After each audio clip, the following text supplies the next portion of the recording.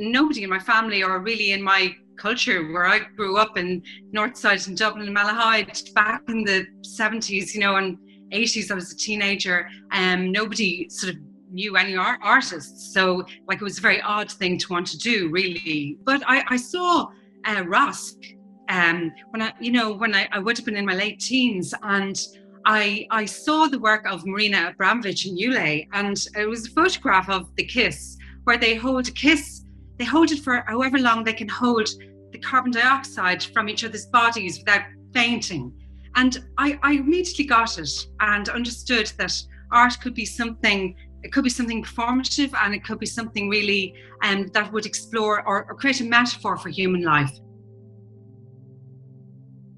I feel very lucky to have worked in education over the years. I teach in the Byrne College of Art in West Clare, Northwest Clare, for over 23 years now, which is amazing how time goes by. And I feel very privileged actually to work in an art context, to talk about art all the time and be with other people who are making their art and help them to do that.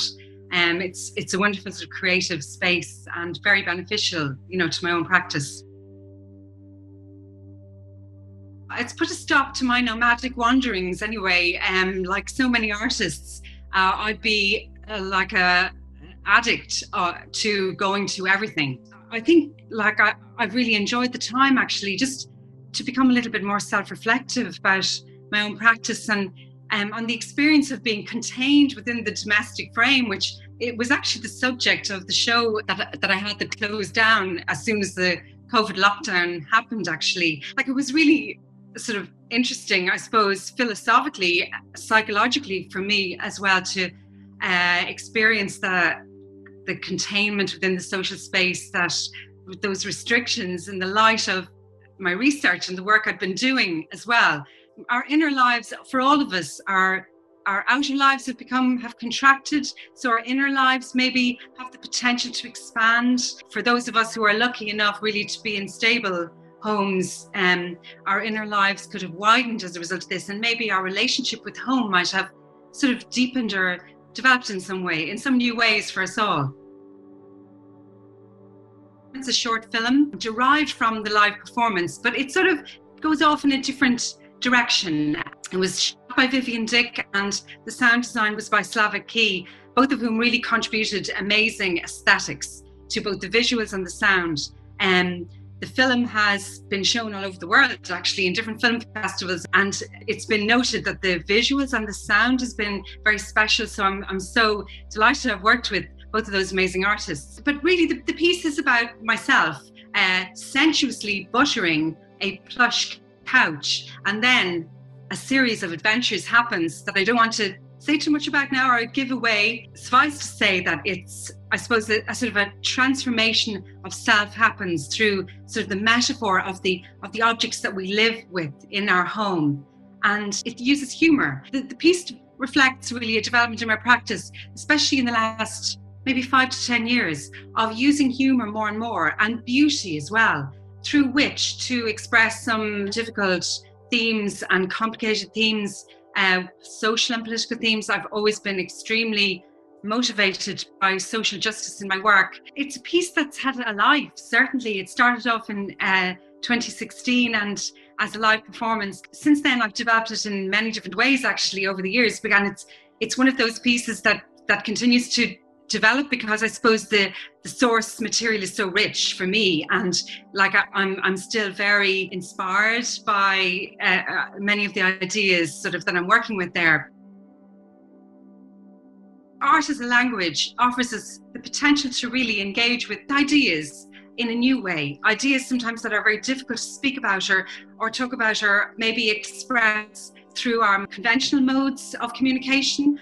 Art, visual art, and other forms of live art as well allow us to really touch people, and maybe like at the level of feeling, at the level of perception, at the level of the body. So art always has that opportunity really to open the doors.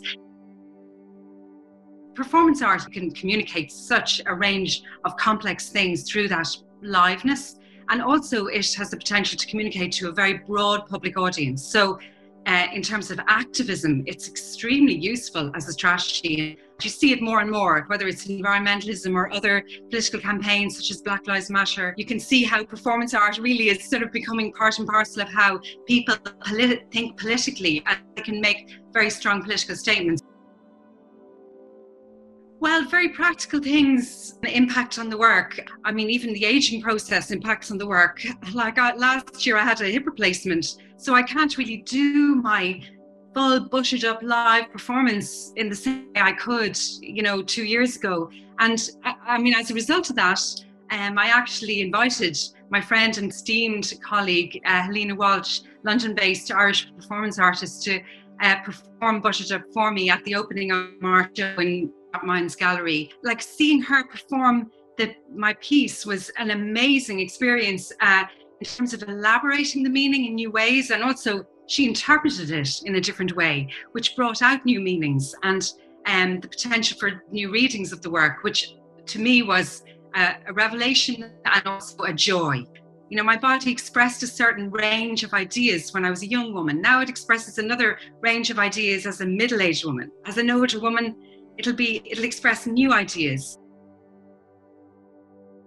The Arts Council produced it in the sense of funding the project to begin with. I'm extremely honoured to be part of the Arts Council collection, and it's great for performance artists too in the future. I think the collection will inevitably grow. This poses really interesting challenges too for the collection. Collections should look at the parameters of the work, what the work means to the artist, but also the relationship of the work to the museum.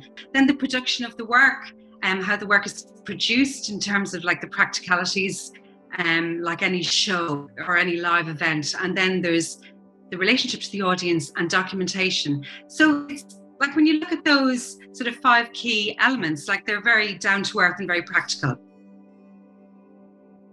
Like, the future is a little bit uncertain, but I think a Parade of Cultures will definitely happen in the future, however long it takes for it to happen. It's something that I think will be a wonderful expression of the diversity, at the difference within equality, how we're all equal but different. And every culture has something really beautiful and wonderful to contribute to the multiplicity of our lives as human beings. That should be celebrated, and that's what I hope Parade of Cultures will do now, as soon as the lockdown is over properly and we can get back to hanging out together.